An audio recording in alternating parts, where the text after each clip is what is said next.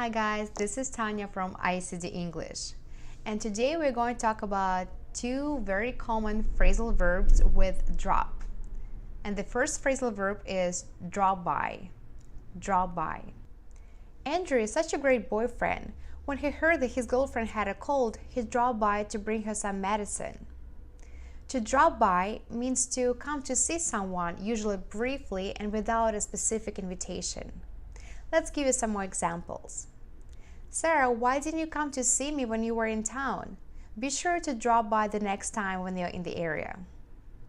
If you ever need a job, just drop by my office. We'll talk about it.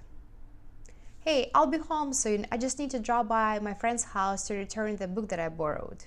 The second phrasal verb is drop off. Drop off. I'll come to your house tonight and drop off your cake pan. To drop off means to take something or someone to a specific destination and leave it there, not usually lingering or staying around. In this usage, a noun or pronoun can be used between drop and off. Drop something or someone off. Let's give you some examples. I can give you a ride and drop you off at work if you want. When do I need to drop the kids off at soccer practice? Hey, could you please drop this book off at the library on your way to work?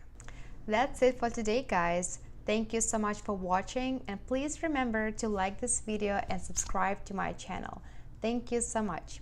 Bye.